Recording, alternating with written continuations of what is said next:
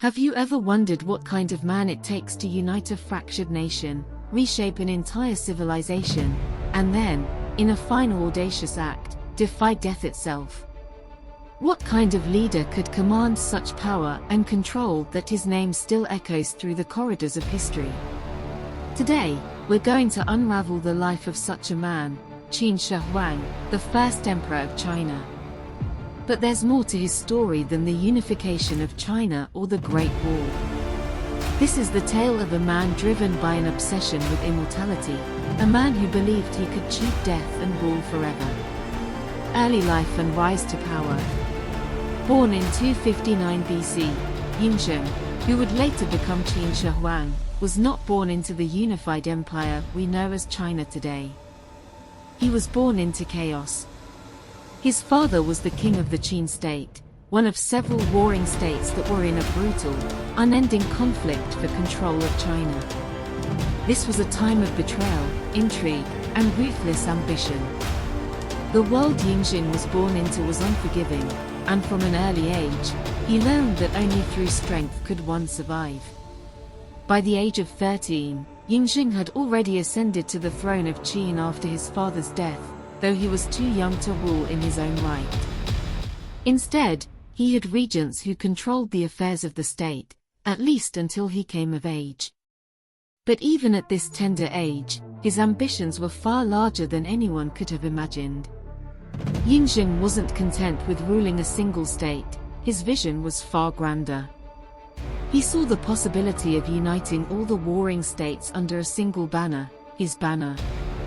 At the age of 22, he took full control of the Qin state, and he wasted no time. His strategy was simple: conquer or be conquered. With a mixture of military might, diplomatic cunning, and sheer ruthlessness, Yingzheng embarked on a campaign that would forever change the face of China. Over the next decade, one by one, the other warring states fell to the unstoppable Qin army. The unification of China. In 221 BC, after defeating the last of the rival states, Yingzheng declared himself Qin Shi Huang, which means first emperor of Qin. This was no mere title, it was a declaration of something unprecedented in Chinese history.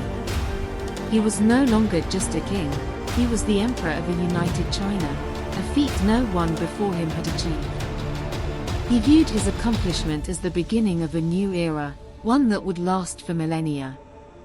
But Qin Shi Huang was not content with merely ruling China.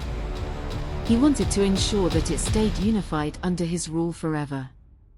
He initiated sweeping reforms that standardized weights, measures, currency, and even the written script across his vast empire. These were not just acts of efficiency, they were acts of control. Through these reforms, Qin Shi Huang was creating a unified identity for China. He was forcing his empire to think, act, and live as one. The Great Wall, a symbol of his might. One of the most enduring symbols of Qin Shi Huang's reign is the Great Wall of China. While the version we know today was mostly built during the Ming dynasty, it was Qin Shi Huang who first had the vision of a massive wall stretching across China's northern frontier. This was no mere border defense, it was a testament to his power, a physical manifestation of his desire to protect what he had conquered. He ordered hundreds of thousands of laborers, including prisoners, to construct the wall, knowing it would stand as a symbol of his greatness long after his death. But for Qin Shi Huang, it wasn't enough to rule during his lifetime. His ambitions went far beyond his own mortality. The obsession with immortality. As great as Qin Shi Huang was as a conqueror and a unifier, his greatest obsession, one that ultimately shaped his legacy, was his quest for immortality. Qin Shi Huang believed that his empire should not only last forever, but that he, too, should rule it for all eternity. The emperor's obsession with cheating death drove him to extraordinary lengths. He summoned alchemists, philosophers, and magicians from all corners of his empire, desperate to discover the secret to eternal life. He consumed strange elixirs, believing they would grant him immortality. But here's where the irony lies. Some of these potions likely contained mercury, which, over time, may have slowly poisoned him. The emperor's fear of death also led to one of the most extravagant tombs in human history.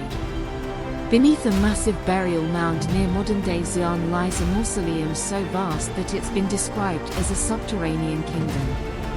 Inside, the famous Terracotta Army stands guard, thousands of life-sized soldiers, horses, and chariots, each meticulously crafted to protect him in the afterlife. His tomb remains largely unexcavated to this day, due to the mercury rivers described in ancient texts and the complexity of the burial site. This final resting place reflects both his ambition and his paranoia, a ruler who, even in death, wanted to control every aspect of his existence. The emperor's paranoia. As his reign progressed, Qin Shi Huang became increasingly paranoid. He had reason to be.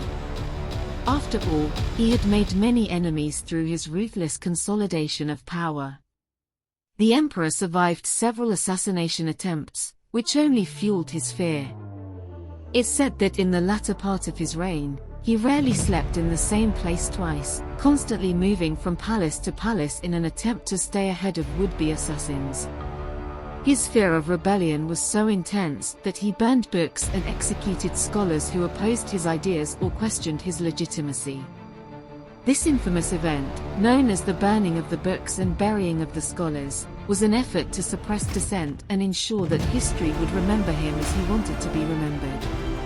Death and legacy.